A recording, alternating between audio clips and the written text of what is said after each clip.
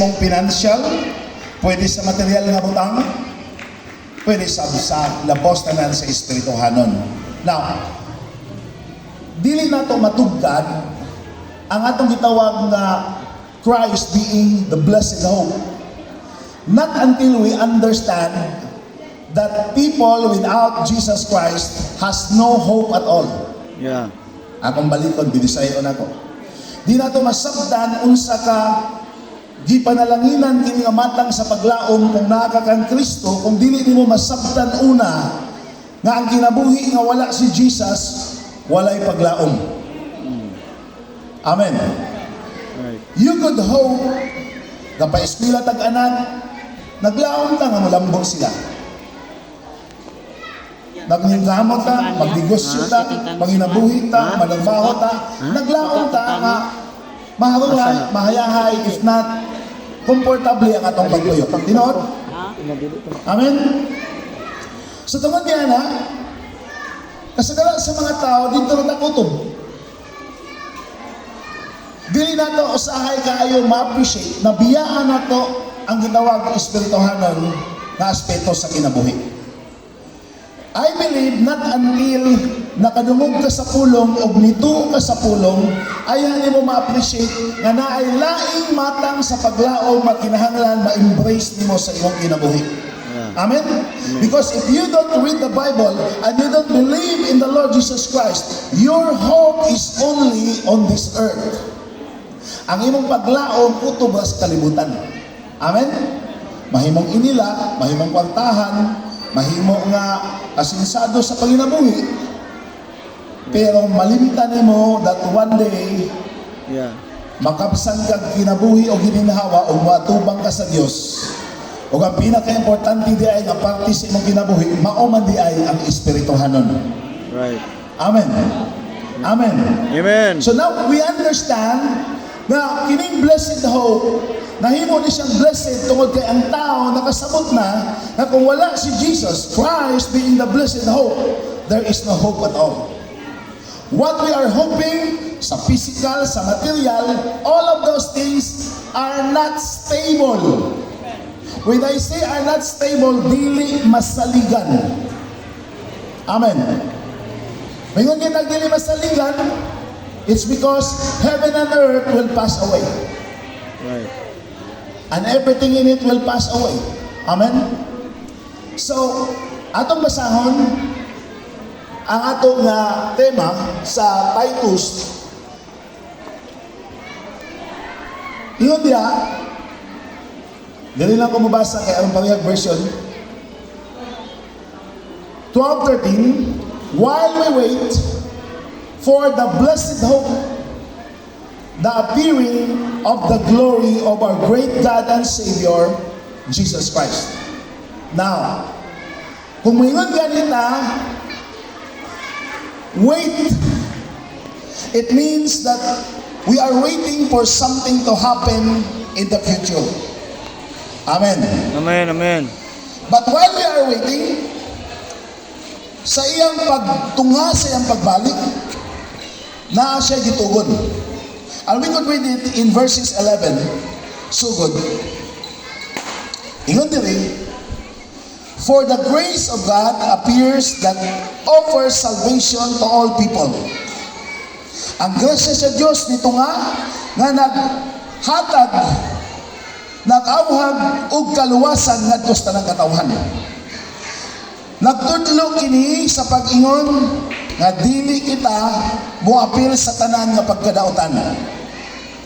Sa pagkadili Dios nun, sa kalibutanon nga mga pangibog. O nga niining kapanahunan, mabuhi kita nga anaa sa Dios nun nga pagkinabuhi. Amen. Now, kunya sa 13 mo din ang gingon niya, blessed hope, while we are waiting for the blessed hope. So kay kahulag pa ta sa blessed hope. Although as children of God, we have that assurance that we have it even now. Amen? Yeah. Pero ang final redemption of our body is still in the coming of the Lord Jesus Christ. Amen? Right. So ingon sa pulong sa Ginoo, kung tanawin yung context, while waiting for that appearing, pagbalik ni Lord Jesus, We are to maintain godly lives. Una, Right. Kristohanon, kinahanglan Diyos nun nga kinabuhi. Second, refrain from worldly passions. Amen. Worldly passions, kalibutanong pangibog. That's the second one. And the third one, iyon to live a self-controlled kind of life. These three are the main thing na kinahanglang mamintinar sa usa ka Kristohanon before ang gitawag nato appearing of the Lord Jesus Christ. Amen. Amen. Amen. Praise God. So, phase 1, ang dali na ito masabtan, man without Jesus has no hope at all. Phase 2, when you become a Christian, matod pa sa awit kanina, nidawat ka, nituo ka, nisalig ka, you are now a son, a child of God. You have now power, amen, that comes from God to change your life, to say no to ungodly life. That's phase 2. Amen? Halos kitang tanan siguro karon, gawa siguro sa dili member ani nga church. I believe we are in the phase 2 of this service to the Lord. But we need to consider that there is still an appearing that is coming soon. Right. Amen. That is why the devil is trying to break the church.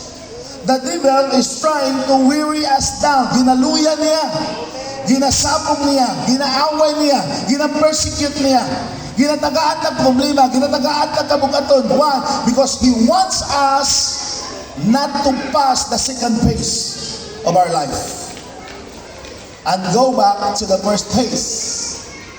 I believe, naaman niyo mo Senior Pastor, and also, kami mag-anniversary po ni 15 years this coming October.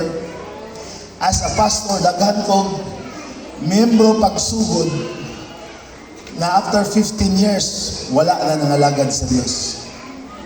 Hallelujah. Because of so many circumstances. Doon ay usa na ingon, ma-abroad pastor, kay balingkamot mi, kay naitulo ka anak. Pag-abot dito, nagkakitaglain ng asawa. Nagbulag na, maulaw naman na sa church, ang bana, discourage kinabuhi. You know, there are so 1,001 circumstansya nga bati, nga negatibo, pwede mahitabo sa imong kinabuhi. That, the phase 2 sa imong kinabuhi nga pag-alagad, giluya ka sa kaaway, aron muundang ka, mubalik ka sa phase 1, which is, God forbid. This is my declaration that whoever member leading a church, hallelujah, living by faith global mission, Assembly of God Kamanga, you will be with your pastor, you will be with this church until your very last breath, until the coming of our Lord Jesus Christ. Amen. It's about time that we stand. Whoever in the church na naakagitanong ka sa Ginoo, wherever nga pastor, whomever nga pastor nga gibutang ka sa Dios, diha ka magpagamit. Amen. While waiting for that blessed hope, the appearing of our Lord Jesus Christ. Amen. Amen. Amen.